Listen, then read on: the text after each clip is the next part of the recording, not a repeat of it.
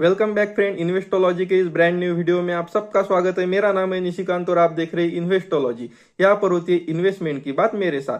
तो फ्रेंड्स, आज की वीडियो बहुत ही इंफॉर्मेटिव होने वाली है क्योंकि आज की वीडियो में हम मिड कैप कैटेगरी के HDFC mid cap opportunities fund direct growth plan का डिटेल रिव्यू करने वाले हैं। तो अगर आप भी HDFC mid cap fund direct growth plan में इन्वेस्टमेंट करने की सोच रहे हैं या ऑलरेडी इन्वेस्ट कर रहे हैं तो ये वीडियो आपके लिए बहुत ही इंफॉर्मेटिव होने वाली है। तो अंत तक हमारे साथ इस वीडियो में बने रहिए। और अगर आप हमारे इस एजुकेशनल यूट्यूब चैनल इन्वेस्टोलॉजी पर पहली बार विजिट कर रहे हैं तो इस चैनल को सब्सक्राइब कर दीजिए। तो चलिए फ्रेंड्स, वीडियो को शुरुआत करते हैं। तो फ्रेंड्स, अगर हम बात करें HDFC mid cap opportunities fund direct growth plan की, तो आप यहाँ पे देख सकते हैं कि एक मिड कैप फंड होने के बावजूद इस फंड का जो टोटल एयूएम है, आपको यहाँ पर 65,000 करोड़ से ऊपर का टोटल एयूएम आपको यहाँ पे देखने को मिल जाएगा। मतलब इसका मतलब ये है कि आप यहाँ पे देख सकते हैं कि कितने सारे इन्वेस्टर ने इस फंड पे अपना भरोसा दिखाया है। वही अगर हम बात करें इस फंड के लॉन्च डेट की, तो 1 जनवरी 2013 को ये फंड लॉन्च हुआ है। और इस फंड को सिंस इस इंसेप्शन मिस्टर ध्रुव मुंजल और मिस्टर चिराग जी इस फंड को मैनेज कर रहे हैं। तो किसी भी फंड के लिए ये एक बहुत पॉजिटिव बात हो जाती है कि same fund manager since Inception इस फंड को मैनेज कर रहे हैं। वही अगर बात करें हम इस मिड कैप फंड के एक्सपेंस रेशियो की, तो ये मिड कैप फंड अपने इन्वेस्टर से टोटल 0.76% का एक्सपेंस रेशियो अपने इन्वेस्टर से चार्ज कर रहा है। तो बहुत ही नॉर्मल एक्सपेंस रेशियो ये फंड अपने इन्वेस्टर से चार्ज कर रहा है। वही अगर हम बात करें इस फंड के बेंचमार्क की, तो ये इस फंड का जो बेंचमार्क है वो निफ्टी मिड कैप 150 टीआरआई इस फंड का बेंचमार्क है। और वही हम बात करें इस फंड के एग्जिट लोड की, तो इस फंड में अगर आप 365 दिनों से पहले अगर आप अपना इन्वेस्टमेंट निकाल लेते हैं तो आपको इस फंड में 1% का एग्जिट लॉस लग जाता है। वही अगर हम बात करें इस फंड के पोर्टफोलियो अलोकेशन की, तो आप यहाँ पे देख सकते हैं कि ये जो फंड है ये अपने टोटल इन्वेस्टमेंट का 93.24% जो इन्वेस्टमेंट है वो इक्विटीज़ में करता है। और बाकी जो 6.76% अलोकेशन है वो कैश या तो डेप्ट में रखता है। वही अगर हम बात करें इस फंड के सेक्टर अलोकेशन की, तो ये जो फंड है ये अपने टोटल इन्वेस्टमेंट का 22.37% जो इन्वेस्टमेंट है वो फाइनेंशियल सेक्टर में करता है। वही कैपिटल गुड में इस फंड ने टोटली 12% का एक्सपोजर लेके रखा है। वही हेल्थ केयर सेक्टर में भी इस फंड ने अपनी इन्वेस्टमेंट का टोटल 11% से ऊपर का एक्सपोजर ले रखा है। वही अगर ऑटोमोबाइल सेक्टर की बात करें तो इस फंड ने ऑटोमोबाइल सेक्टर में भी अपनी इन्वेस्टमेंट का लगभग 7% इन्वेस्टमेंट करके रखा है। वही अगर हम इस फंड के सर्विसेज सेक्टर में भी इस फंड ने अपने टोटल इन्वेस्टमेंट का 7% के आसपास एक्सपोजर लेके रखा है। और वही अगर हम बात करें इस फंड के मार्केट कैप अलोकेशन की, तो ये जो फंड है ये एक जाहिर सी बात है कि एक मिड कैप कैटेगरी का फंड है। तो इसका सबसे ज़्यादा जो अलोकेशन है वो मिड कैप की कंपनीज में अपना इन्वेस्टमेंट करेगा।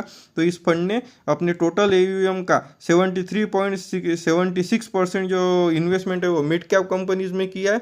वही ये फंड स्मॉल कैप कंपनीज में भी अपने टोटल इन्वेस्टमेंट का लगभग 7% के आसपास इन्वेस्टमेंट करके चलता है। और वही ये फंड लार्ज कैप कंपनीज में भी अपने टोटल इन्वेस्टमेंट का लगभग 15% से ऊपर का इन्वेस्टमेंट करके चल रहा है। तो आप यहाँ पे देख सकते हैं कि एक अच्छा खासा डाइवर्सिफिकेशन एक मिड कैप फंड होने के बावजूद ये फंड करके चल रहा है। और यह फंड अपने रिस्क को कम करने के लिए लार्ज कैप कंपनीज में भी अपना इन्वेस्टमेंट करके चल रहा है और साथ ही अपने रिटर्न्स को बढ़ाने के लिए स्मॉल कैप कंपनीज में भी अपना इन्वेस्टमेंट कर रहा है।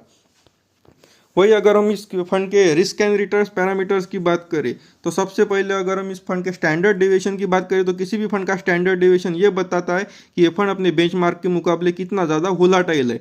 ये जितना कम हो उतना ही एक फंड के लिए अच्छा होता है। तो आप यहाँ पे देख सकते हैं कि स्टैंडर्ड डेविएशन के मामले में ये फंड अपनी कैटेगरी के मुकाबले लो वोलाटाइल है। वही अगर हम बात करें इस फंड के बीटा की, तो किसी भी फंड का बीटा ये बताता है कि ये फंड अपने बेंचमार्क के मुकाबले कितना ज़्यादा रिस्क ले रहा है। बीटा जितना 1 से कम हो उतना ही एक फंड के लिए अच्छा होता है। तो ये इसका अगर आप बीटा देखें तो बीटा भी इसका बीटा जो है वो कैटेगरी के मुकाबले तो थोड़ा सा हाई है, लेकिन फिलहाल वो 1 से कम है। तो इस फंड का जो रिटर्न है वो थोड़ा वोलाटाइल रहता है। वही अगर हम इस फंड के शार्प रेशियो की बात करें तो किसी भी फंड का शार्प रेशियो ये बताता है कि ये फंड जितना रिस्क ले रहा है उसके मुकाबले कितना अच्छा रिटर्न अपने इन्वेस्टर को डिलीवर कर रहा है। शार्प रेशियो जितना अच्छा हो उतना ही एक फंड के लिए अच्छा होता है।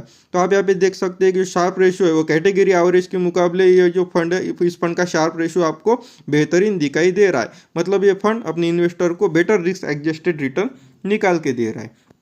वही अगर हम बात करें इस फंड के टर्नओवर रेशियो की तो इस फंड का आप देख सकते हैं कि इस फंड का जो टर्नओवर रेशियो है वो भी कैटेगरी के मुकाबले आपको अच्छा नज़र आ रहा है। और वही हम बात करें इस फंड की जेनेसिक अल्फा की तो आप यहाँ पे देख सकते हैं कि कैटेगरी के मुकाबले इस फंड का जो जेनेसिक अल्फा है वो आपको बेहतरीन नज़र आ रहा है।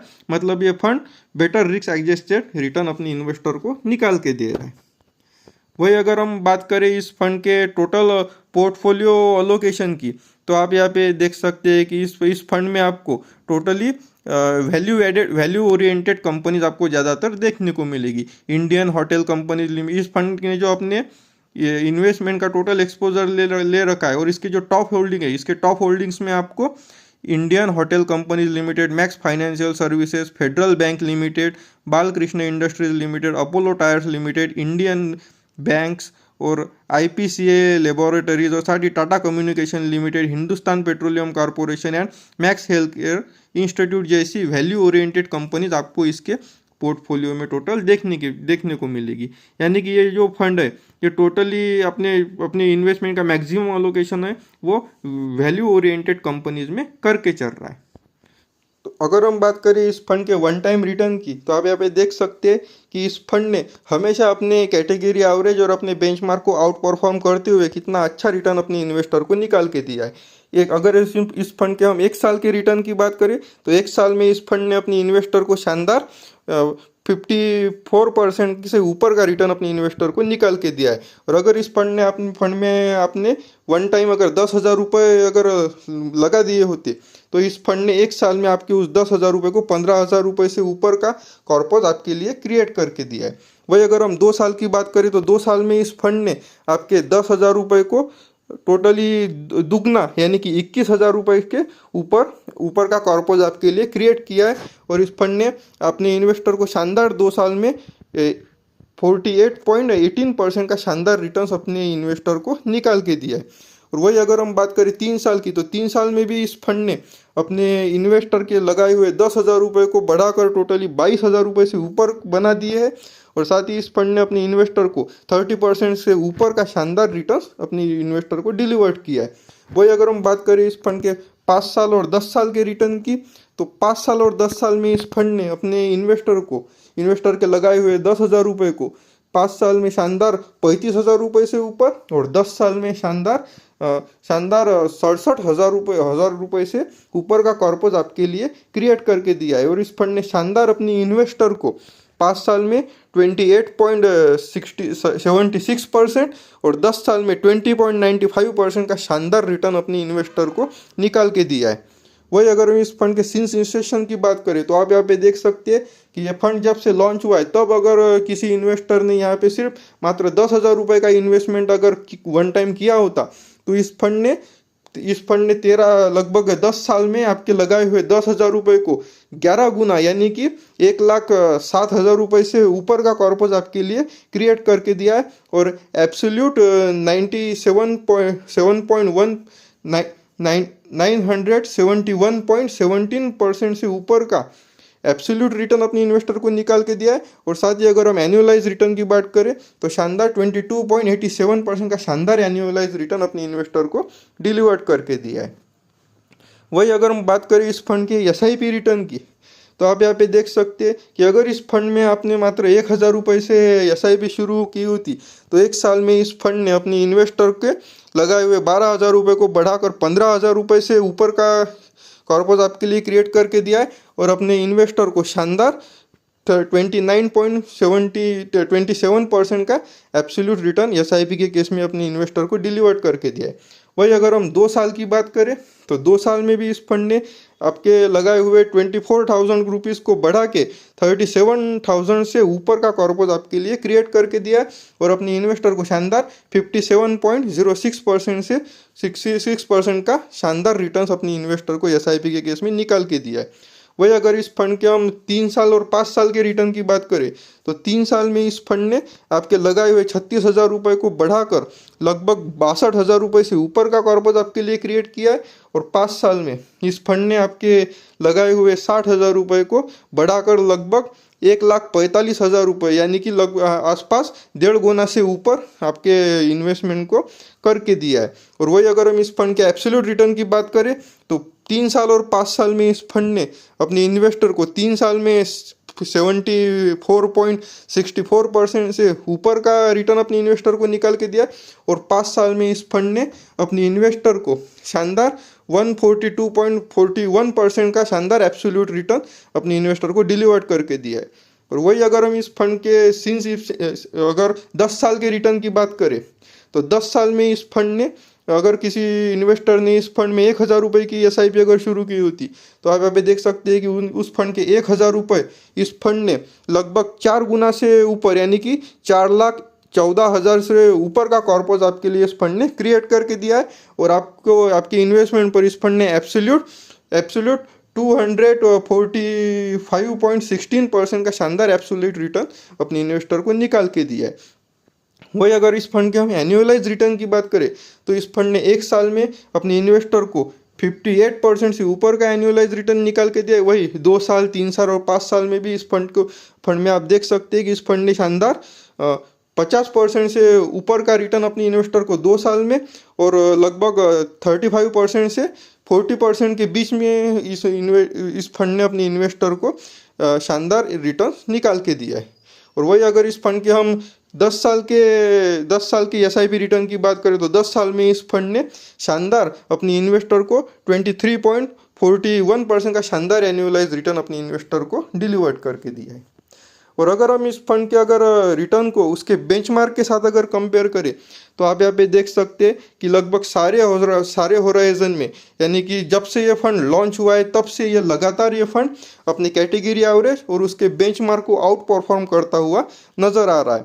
तो फ्रेंड्स अभी हमने HDFC mid cap opportunities fund direct growth plan का उसके रिस्क पैरामीटर और रिटर्न्स के बेस पर डिटेल रिव्यू किया और ये जाना कि किस तरह HDFC mid cap opportunities fund पिछले 10 सालों से लगातार अपने बेंचमार्क और अपने कैटेगरी एवरेज को आउट परफॉर्म करता हुआ नजर आ रहा है और साथ ही अपने इन्वेस्टर को बहुत ही अच्छा रिटर्न्स डिलीवर कर रहा है। तो अगर आप भी किसी मिड कैप फंड में इन्वेस्टमेंट करने की सोच रहे हैं और आपका जो इन्वेस्टमेंट होराइजन है वो 5 साल से ऊपर का है तो आप HDFC mid cap opportunities fund को कंसीडर कर सकते हैं। और अगर आप already HDFC mid cap opportunities fund में इन्वेस्टमेंट कर रहे हैं तो आप कंटिन्यू अपनी इन्वेस्टमेंट को कर सकते हैं। तो फ्रेंड्स अगर इस वीडियो में दी हुई जानकारी आपको पसंद आई हो तो इस वीडियो को लाइक कर दीजिए और चैनल को सब्सक्राइब कर दीजिए। और अगर इस वीडियो से रिलेटेड आपके मन में कोई सवाल है या आपको किसी पर्टिकुलर फंड का रिव्यू करवाना है तो आप हमारे चैनल के कमेंट बॉक्स में कमेंट कर सकते हैं। मैं इसी तरह की इन्फॉर्मेटिव वीडियो आगे भी आपके लिए लाता रहूंगा। तो फ्रेंड्स इस वीडियो में फिलहाल इतना ही, मुझे दीजिए इजाजत, तब तक के लिए जय हिंद जय भारत।